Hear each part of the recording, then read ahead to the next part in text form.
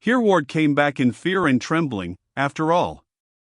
He believed in the magic powers of the Witch of Brandon, and he asked Torfrida, in his simplicity, whether she was not cunning enough to defeat her spells by counter-spells. Torfrida smiled, and shook her head. "My knight, I have long since given up such vanities. Let us not fight evil with evil, but rather with good. Better are prayers than charms, for the former are heard in heaven above, and the latter only in the pit below.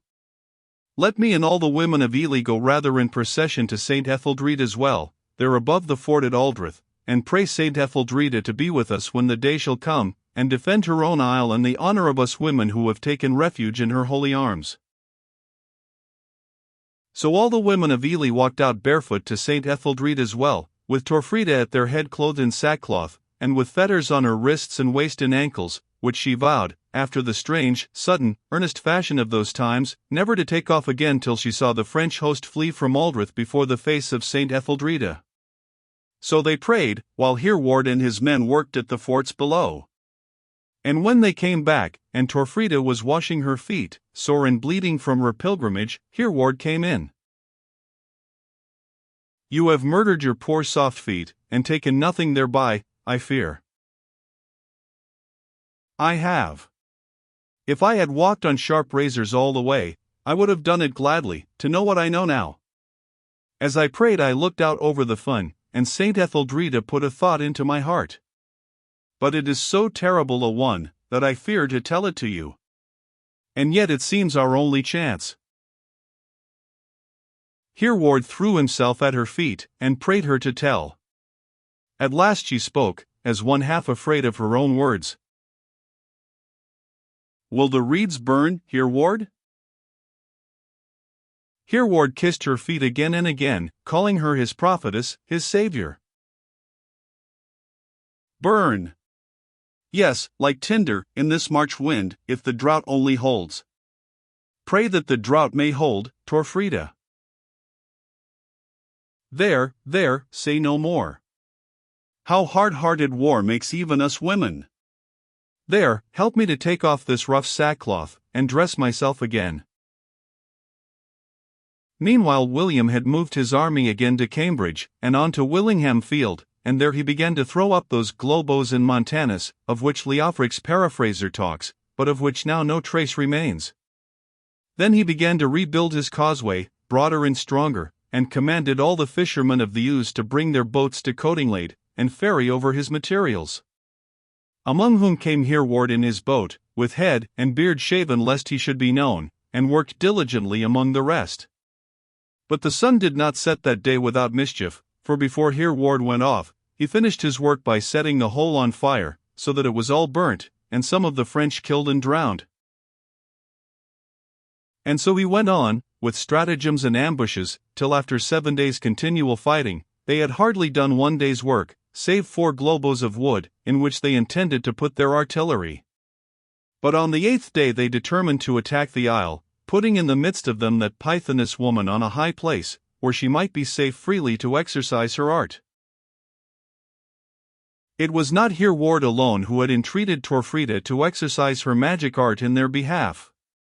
But she steadily refused, and made good Abbot Thurston support her refusal by a strict declaration that he would have no fiend's games played in Ely, as long as he was abbot alive on land.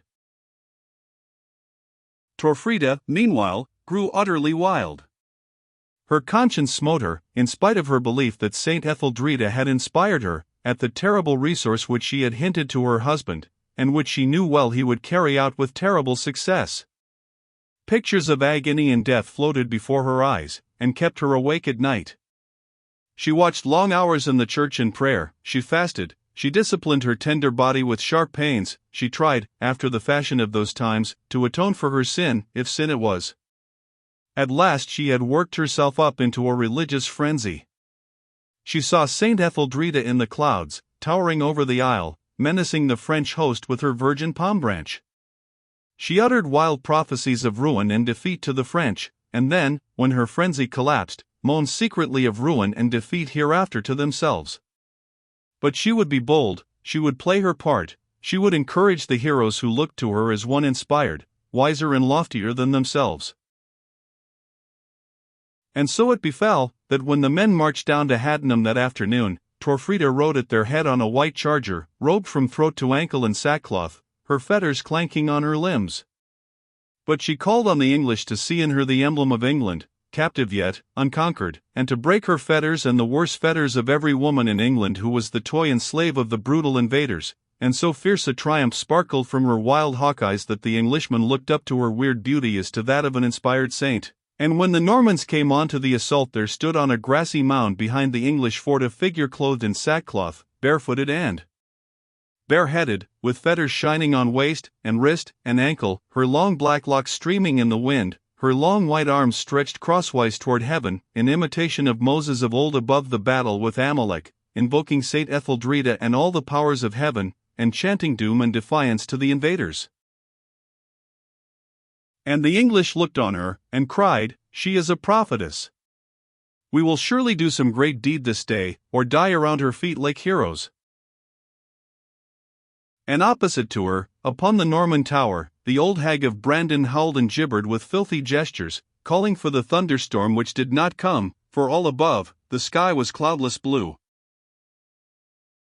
And the English saw and felt, though they could not speak it, dumb nation as they were, the contrast between the spirit of cruelty and darkness and the spirit of freedom and light. So strong was the new bridge, that William trusted himself upon it on horseback, with Evo Taleboys at his side. William doubted the powers of the witch, and felt rather ashamed of his new helpmate, but he was confident in his bridge, and in the heavy artillery which he had placed in his 4 towers. Evo Taleboys was utterly confident in his witch, and in the bridge likewise. William waited for the rising of the tide, and when the tide was near its height, he commanded the artillery to open, and clear the fort opposite of the English. Then with crash and twang, the ballistas and catapults went off, and great stones and heavy lances hurtled through the air. "Back," shouted Torfrida, raised almost to madness, by fasting, self-torture, and religious frenzy. "Out of yon fort, every man! Why waste your lives under that artillery? Stand still this day, and see how the saints of heaven shall fight for you." So utter was the reverence which she commanded for the moment, that every man drew back, and crowded round her feet outside the fort. "The cowards are fleeing already. Let your men go, Sir King," shouted Taleboys. "On to the assault. Strike for Normandy," shouted William. "I fear much," said he to himself, "that this is some stratagem of that Hereward's.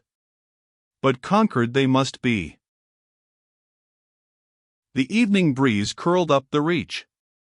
The great pike splashed out from the weedy shores, and sent the whitefish flying in shoals into the low glare of the setting sun, and heeded not, stupid things, the barges packed with mailed men, which swarmed in the reeds on either side the bridge, and began to push out into the river. The starlings swung in thousands round the reed ronds, looking to settle in their wonted place, but dare not, and rose and swung round again, telling each other, in their manifold pipings, how all the reed ronds steamed with mailed men. And all above, the sky was cloudless blue. And then came a trample, a roll of many feet on the soft spongy peat, a low murmur which rose into wild shouts of Dexai, as a human tide poured along the causeway, and past the witch of Brandon Heath. "Dexai," quoth William, with a sneer.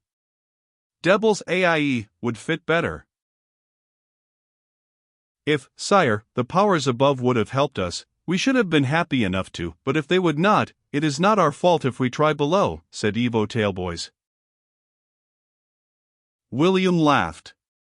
"It is well to have 2 strings to one's bow, sir. Forward, men! Forward!" shouted he, riding out to the bridge end, under the tower. "Forward!" shouted Evo Taleboys. "Forward!" shouted the hideous hag overhead. "The spirit of the well fights for you." "Fight for yourselves," said William. There was 20 yards of deep clear water between Frenchmen and Englishmen. Only 20 yards. Not only the arrows and arblast quarrels, but heavy hand javelins, flew across every moment. Every now and then a man toppled forward, and plunged into the blue depth among the eels and pike, to find his comrades of the summer before. Then the stream was still once more. The coots and water hens swam in and out of the reeds, and wondered what it was all about. The water lilies flapped upon the ripple, as lonely as in the loneliest mere. But their floats were soon broken, their white cups stained with human gore. 20 yards of deep clear water.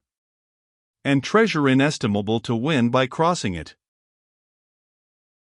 They thrust out balks, canoes, pontoons, they crawled upon them like ants, and thrust out more yet beyond, heedless of their comrades, who slipped, and splashed, and sank, holding out vain hands to hands too busy to seize them.